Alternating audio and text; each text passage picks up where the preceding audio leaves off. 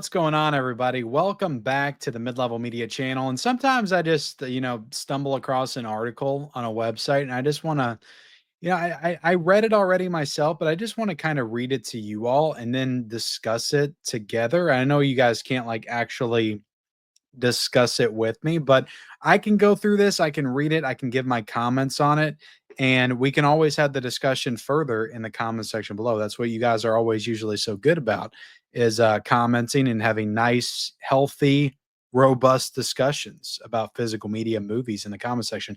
Most of you, some of you aren't so good about that. But look, guys, I thought that this article was pretty interesting. Now, it does point out a lot of things that I've been talking about, numerous other people have been talking about for like 3 or 4 years.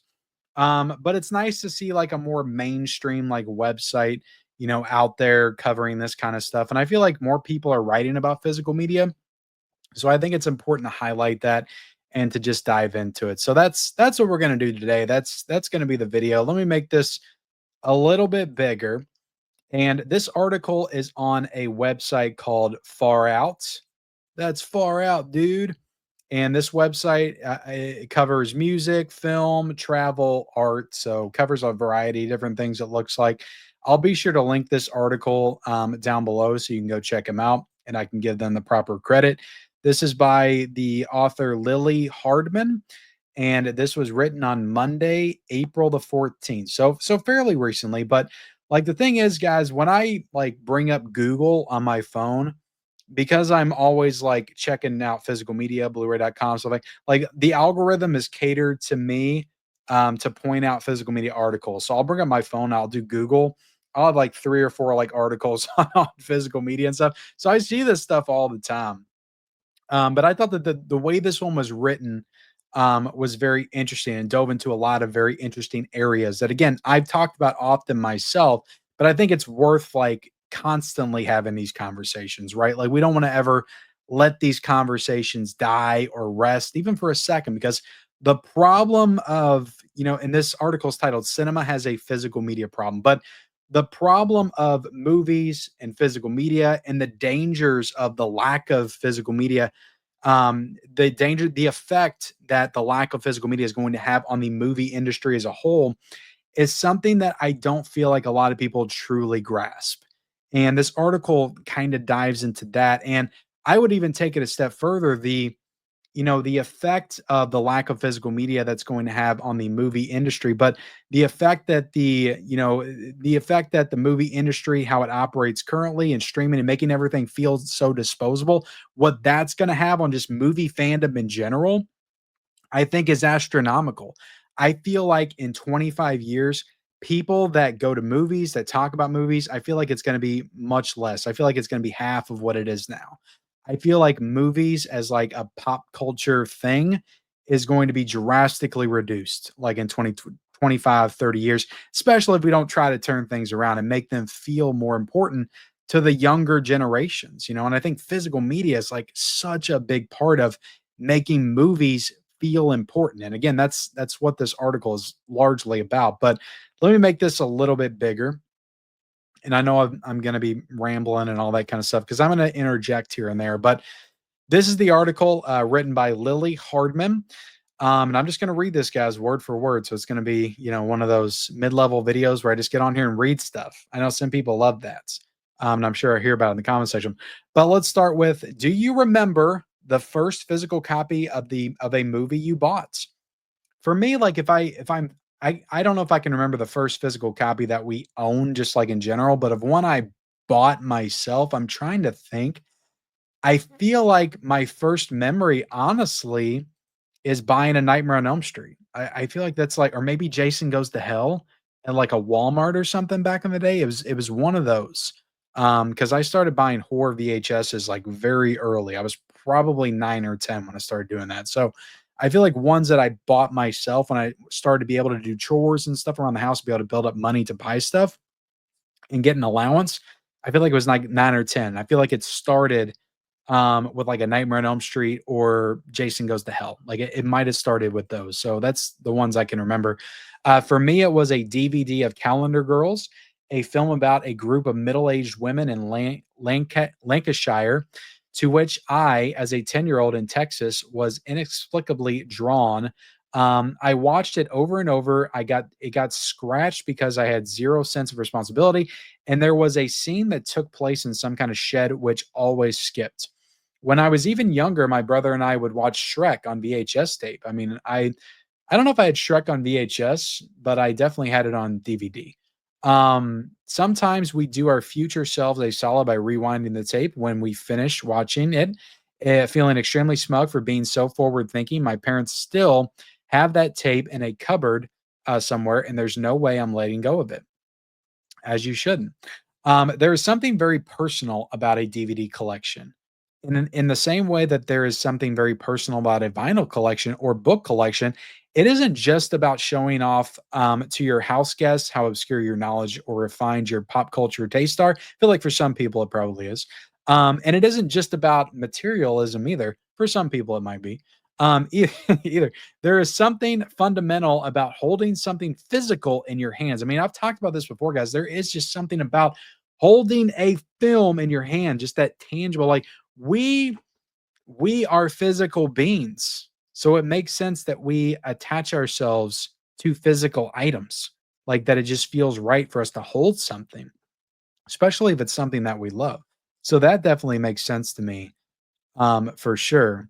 So there is a permeance about it that you don't get with a digital copy. You know that you can always go back you can always go back to it, read the cover, watch the director's commentary, and if you're really serious about it, and reinforce the personal connection you have with it.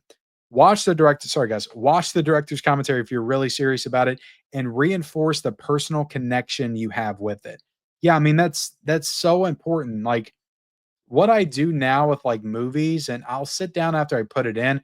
Right before I watch it, I'll just look at the cover and I'll flip it to the back and I'll read all the stuff that's included. I'll read the synopsis just because I want to see what the movie's about, like what I'm in for, like who's in it, what connections do they have to other movies and things like that. I'll look at the date, I'll look at the runtime, I'll look at the specs. I'll open it up, I'll look at the booklet, I'll kind of breeze through it real quick, all while I'm on the title screen and I'm hearing the music playing from the movie. Like this is all a part of the ritual. And then I press play. But there's just something about it. Like I always have that case next to me when I watch the movie, and I'll just pick it up and hold it sometimes when I'm watching the movie. It's weird maybe, but I do that kind of stuff. So I definitely get that. So let's see. When streaming services began to emerge in the 2010s, it seemed like a new golden age for cinephiles. You no longer had to spend $15.99 on a DVD you weren't sure you were going to like, or drive to the video store or the library to rent it. You didn't even have to order a copy through Netflix DVD by mail service and wait several days for it to arrive. Just a few clicks and a few dollars, and it was on your screen. Now, I will point out that you still have that blind buyer's risk, right? Even if you're renting it from the TV, you still have that risk. Now, if it's on a streaming service that you already paid for, you don't. But if you're still paying a few dollars, you still have that blind buy risk. But it's also lower stakes if it's $5 versus 15.99 as well. Now that almost everything is on streaming, though, clear problems have started to emerge. For one thing, rights issues mean that movies bounce around from platform to platform, sometimes disappearing from services altogether. Even if you supposedly purchased them, in reality, you never actually own a film on a digital platform. All you're doing is licensing it from the streamer, and the streamer can revoke that license anytime it wants. And I think most physical media collectors understand that, right? And some people don't. Some people think that you bought it digitally, you're gonna own it forever. It's like people lack the ability to forward think. It's really strange because I'll get comments all the time. It's like that's on streaming, man. Why didn't you do that? It's like and those comments are coming from people that I don't feel like really love movies. Like they may like them, but I don't feel like they really love them, because everybody that loves movies understands that you need to own the movies you love. You just do. Otherwise, like, what's the point? Like, you're gonna stream it or whatever, but you may not have access to it when you really need it or want it. So that's, they're highlighting that right here. But sometimes platforms even remove their own content despite owning the rights. Disney pulled dozens of its own movies and series from Disney Plus in 2023. They did. While HBO came under fire earlier this year from pulling every episode of seminal cartoon series Looney Tunes from its platform in a reported attempt to move toward adult content. If you don't have physical copies of Looney Tunes, you'll be forced to watch low quality, truncated clips on YouTube. And not just Looney Tunes. And that may be the most important, but whole TV shows like new TV shows like Westworld were pulled off of Max. Like that's an original HBO original was pulled off of Max for what? For a tax write-off? I don't even remember what the reason was, but that's an original like Max HBO show that you can only get on physical now. I don't think you can watch it anywhere else. Maybe you can buy it or rent it on Amazon Prime. I'm not exactly sure, but you can't watch it on HBO, and that's where it started. That's where it premiered. So, but it is on physical. You can get all the seasons, I think, together in a Blu-ray set right now for Westworld. I think some of the seasons are also on 4K as well. But yeah, that's definitely a problem. If it's not even safe on the actual like streaming service of the studio that made it, that produced it, then where is it safe? Like where where is it safe? Nothing's safe. I mean, Game of Thrones is a huge success, but not even that's safe. I feel like they could rip that off 10 years down the line when it's just not as popular as it used to be. So all this stuff we love, guys, like if you love it, you need to own it. Like that's the big lesson here. Another issue is that some films are stuck in rights limbo indefinitely and can't be found on any streaming platform.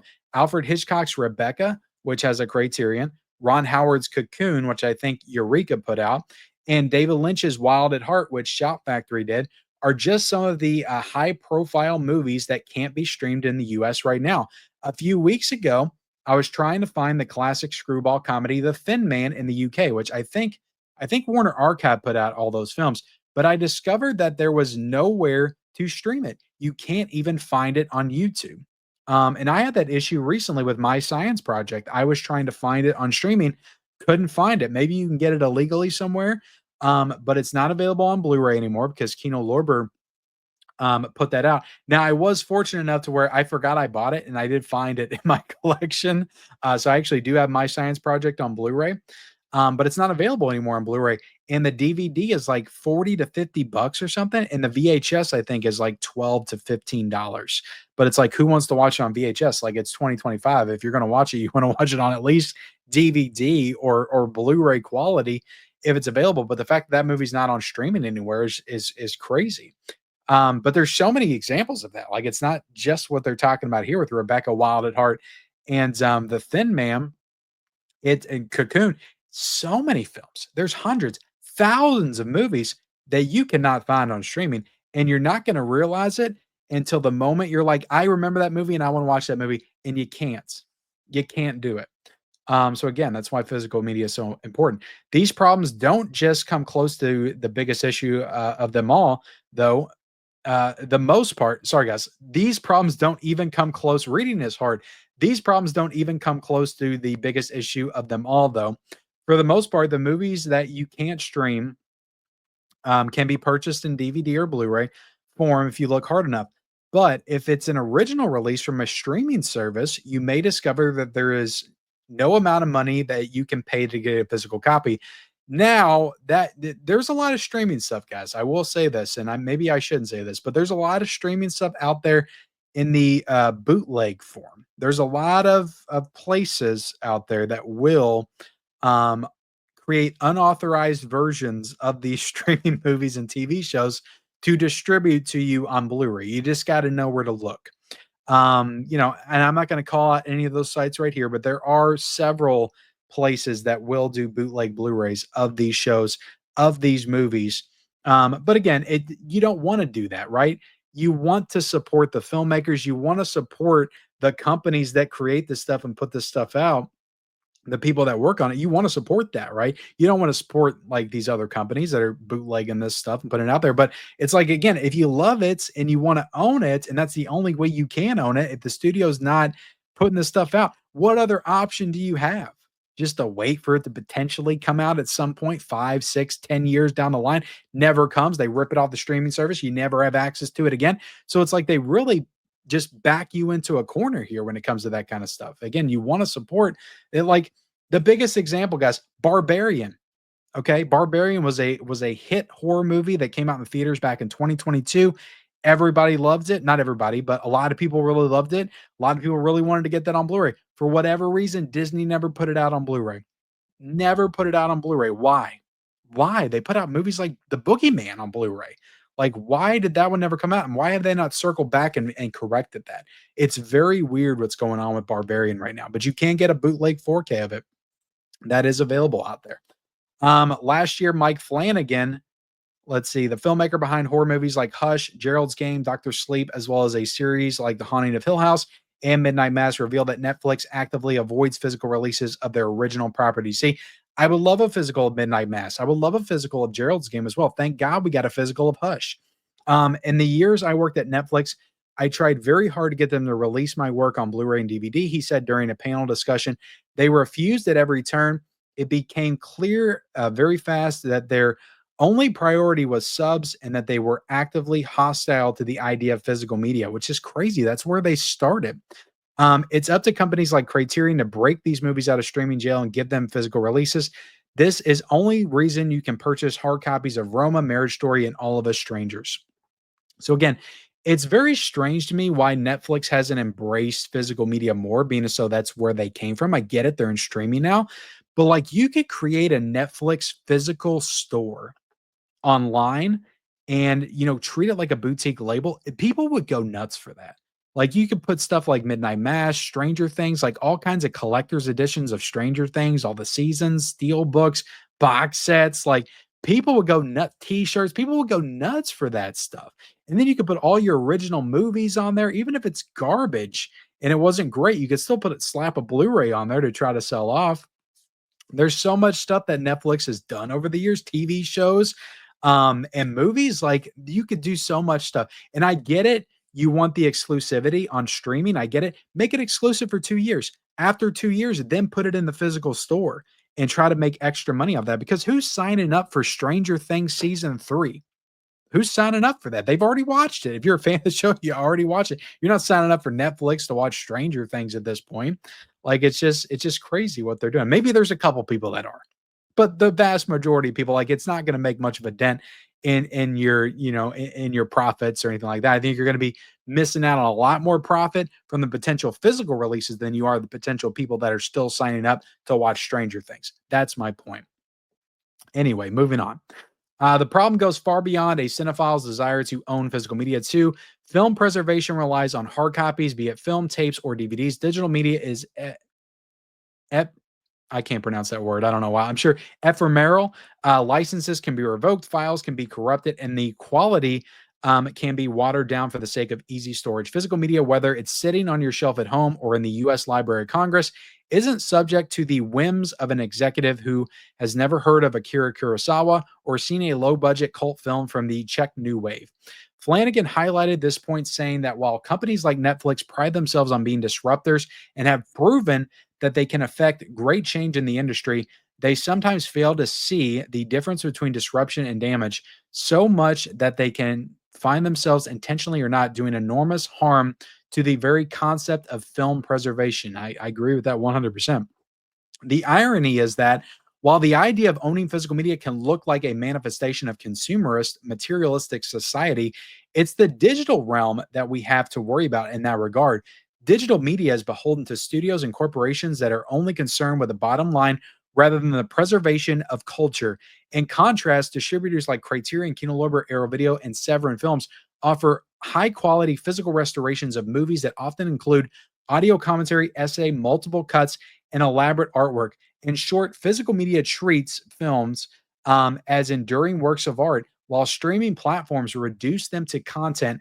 I know which definition I want to be behind, and I do too. I totally 100%. Again, this is all stuff I probably said before, but I totally 100% get behind everything that was said in this article. Everything that was said in this article. And again, this is something that more people need to hear, especially people that are just like treat physical media like it's a thing of the past. Like, I don't understand it. Like, there's a lot of movie fans out there that I know are big movie fans, and they'll say this out loud that they don't collect physical media. They don't see the point of it. Like to me, it's hard to imagine. I get it. Like streaming has its place. I've got all the streaming services. I watch streaming a lot. It has its place, but it's hard for me to understand, and this may be like a snobbish approach to take, but it's hard for me to understand like how you can be like a true movie fan and not appreciate or own physical media. It really is hard for me to understand that. And again, it could be a snobbish way to look at things, but I just don't get it because streaming is so disposable. It is so disposable. Like you have to have that. You don't have to have everything that I got, but you should at least own the movies that you love if you love them. If you don't own them, then I just don't think you love them that much. Like that's just that's just straight up what I think. But let me know what you guys think of this article. It's always fun to just dive into this stuff, dissect it, talk about it with you guys. I enjoy that. So I might try to make more content like this in the future. But let me know what you think about this article. Let me know what you think about this videos, my thoughts on everything. If you got other thoughts, definitely leave them in the comment section below. Like, comment, subscribe, all that good stuff.